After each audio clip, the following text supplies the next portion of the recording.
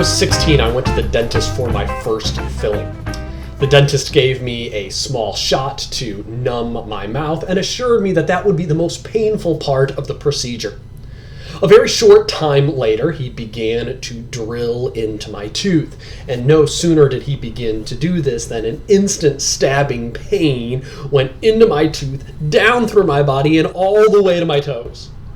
By the time I was able to get the dentist's attention for him to stop, to tell him, "The Novocaine's not working," he responded with, "Well, I'm almost done, so I might as well push through to the end." And then he continued to give me a filling right before the Novocaine began to numb my mouth. That's what reading the Communist Manifesto is like. It's like getting a filling, a root canal, without the benefit of modern painkillers. Marx and Engels presents the philosophies behind communism in a 40 to 50 page short book or a long pamphlet, depending on how you want to look at it. And the philosophies behind communism, all I can say about them is they are not good. They are not well written, nor are they well thought out. I hope that my English translation that I read is a very poor representation of the German work because it could have used a really good editor. The Communist Manifesto is not primarily a description of what the principles of communism can create for the working class, how it can make them a wonderful utopia in the world, but primarily communism is about what it will destroy and how that destruction will unite the working class together. The obsession of Marx is the bourgeois class. Now, I needed to do a little bit of digging to discover who these nefarious people were who created every ill in society. And it's tough to make an even parallel with the bourgeois and what we have in the American economy today. I think they could best be described as some type of upper middle class in the 19th century. Today in America, they would be seen as the upper middle class or the upper class, who specifically are business owners, CEOs, corporate board members, or entrepreneurs in America. Anybody who is the boss.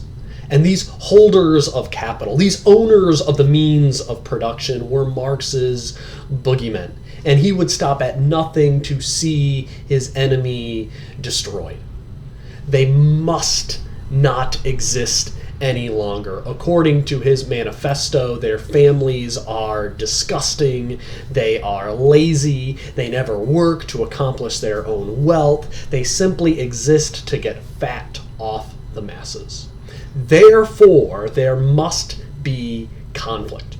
And Marx spells out in multiple ways how communism will abolish private property, religion, morality, inheritances, and more. He sought to destroy, and I believe his motive primarily is one of envy and greed. And interestingly enough, when we see communism take root in society, the first thing that we always see is the mass destruction of much of the population with very little influence and gain going to the workers. You see, from Marx's view, better the bourgeois be stripped of his standing and wealth than the worker be assisted and built up. May we all be poor together rather than have some be rich and some be poor. The most revealing quotation in the entire book was, "They direct their attacks not against the bourgeois conditions of production, but against the instruments of production themselves. They destroy imported wares that compete with their labor. They smash to pieces machinery. They set factories ablaze. They seek to restore by force the vanished status of the workmen of the Middle Ages."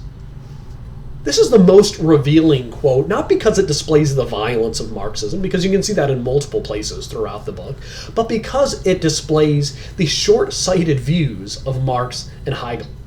The instruments of production are things that everyone reading his pamphlet would want to have in their home. They're what bring you running water, heated homes. Today it would be air-conditioned homes, refrigeration for our food, modern medicine.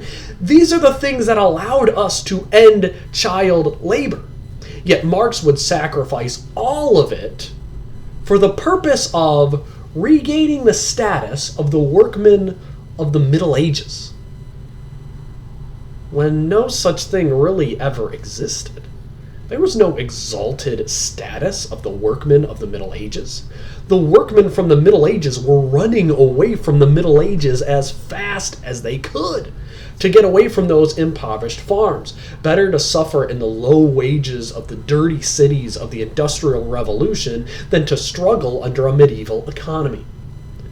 And that shows that Marx doesn't even know his own relatively recent history. The Communist Manifesto is simply an envious, jealous, bitter, and hate-filled work of garbage. But since it's short, it's kind of like getting a filling without any Novocaine. It may be a bitter pill to swallow, but endure the pain. Read the work. Go through it, because we need more people in America who are well versed with the dark roots of communism and Marxism to see what their goals truly are. Because I don't know how, but communism and Marxism right now are growing in popularity in America. And so we need more people who can interact with the Communist Manifesto itself and see how it is built upon bitterness, envy, violence, and destruction. So while this book is terrible, I would encourage many people to read it so that we can grow in an understanding of the dark and bitter foundation of communism. If you enjoyed this review, I'd encourage you to subscribe to the Rev Reads channel for more book reviews.